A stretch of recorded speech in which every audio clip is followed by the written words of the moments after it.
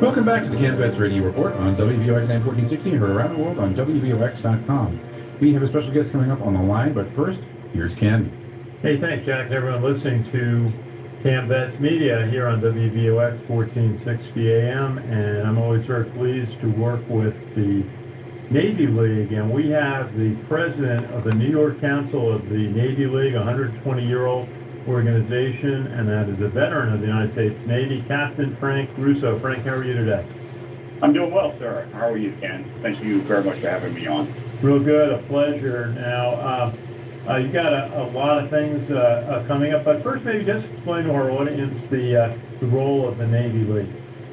Absolutely. So the Navy League was founded 120 years ago to support the men, let me back up, to support the sea services, the Navy, Marine Corps, Coast Guard, and U.S. Flag Merchant Marine. We are a citizens and member-driven organization. In New York, we have just over 700 members. Nationally, we have about 38,000 members nationally. The way we do this is in three ways. We educate the public, the general public. We advocate. We talk to our congressmen and senators to support the sea services. We support the units themselves. The men, women, and families of the Navy, Marines, and Coast Guard. And then we do it through youth programs in our several of the high schools in the New York City area and Nassau County, through the Navy and Marine Corps Junior ROTC programs, Sea Cadets, and Young Marines. Very good. Now, this week you've got a special event coming up on Thursday, October 6th, full day, a conference on New York maritime security. That's going to be at the Helen Mills Theater, 137 West 26th Street. Tell us about the conference. I'm planning to be down there that day. It should be interesting. We're looking forward to having you, Ken. And, I think the purpose of the conference is to raise the awareness of the critical role U.S. Flag Merchant Marine plays in national security. It's kind of like they're the players behind the scenes and everything. But anyone who understands World War II understands the role the Merchant Marine played. They had the highest casualty rate during World War II, and they're critical in moving materials, men and materials from the U.S. toward the front, wherever that may be. So that's the idea behind the conference. We're excited. We're going to kick it off with an opening address by the Commandant of the Coast Guard, Admiral Fagan. She used to be the captain of the Fort for New York, so very familiar with us. Then we'll be followed up by a presentation on the maritime role, on the global maritime security threat, presented by retired Admiral James Fogo, United States Navy, who's Dean of the Navy League's Maritime Center for Maritime Strategy. And then we're going to have our keynote address by Commissioner Carl Benzel, who is with the Federal Maritime Commission. We have various panel discussions with experts on topics ranging from the tanker issues for the Department of Defense to national security issues affecting ports. Very good. Now, who is eligible to attend the conference? The conference is open for anybody who would like to register. And if you'd like to register, we do have a website, NY, at www.nymaritimeconference.com.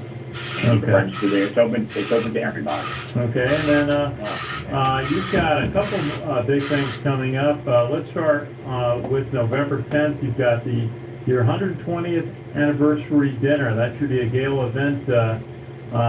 Where is that one going to be held? Is that a very special place? It's going to be held at the Plaza. And what's important, this is our 120th anniversary. The Navy League nationally was founded here in New York City at the urging of President Theodore Roosevelt. We are the first council. And I think the important thing is, yes, this is our gala, this is our main fundraiser. I think the important thing is the proceeds of this event go to support our mission, primarily in supporting the fleet units, as I mentioned earlier, the men, women, and their families here in the New York City area, in addition to one unit over in Bahrain and USS New York down in Norfolk, as well as our youth programs that I had just mentioned. So that's where the proceeds go, to support those individuals. So it goes directly to that support. And go ahead. And I was going to say, we also take the opportunity to honor people, and our keynote honoree this year is New York's own Secretary of the Navy, Carlos Del Toro. Many people may not remember, he's a New Yorker, he's an immigrant from Cuba, grew up in Hell's Kitchen, proud New Yorker, and he's coming home, and we're going to honor him. I remember when his ship, the USS Bulkley, was commissioned in New York, his command, just after 9/11, as I recall. I think so, yes. WVOX. And speaking of commissionings, you had a commissioning for the Coast Guard cutter Sutphin this spring, and you've got another big one for the USS Cooperstown, a littoral combat ship that is coming up late November. Tell our audience a little bit about what's involved with the commissioning of the Cooperstown. Sure. So one thing is the Cooperstown was scheduled, the commissioning was scheduled for November 18th. But the Navy has postponed that to March. The final date has not been settled yet. For a variety of reasons, they postponed it, so they'll do it in March. I think the important thing to remember also is Cooperstown, the ship is being named after the 73 veterans that are in the Baseball Hall of Fame. And that's who the ship is honoring. The things that are going to be involved with that, it's a whole week of events that we host. We're looking to arrange a tour of Yankee and Mets stadiums for the crew. We have receptions where dignitaries will, present declarations of, town declarations, etc., and we celebrate the commissioning. The commission itself is a very unique event where we, literally bring the ship to life, and the crew will then man the ship. All systems are activated, and it becomes an official part of the U.S. Navy at that time. Oh, those are always very inspiring events. One other question for you is: there was a distinguished visitor, a naval ship from the British Navy. The HMS Queen Elizabeth was in the area recently for a couple of events, also to pick up the F-35s that are going to be part of the complement of its sister ship, the Prince of Wales.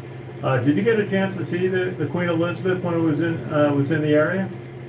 Unfortunately, I could not make it out to go on board. I know they were here to support the Royal Navy's Atlantic Futures Forum, and to provide a chance for New York to see the ship.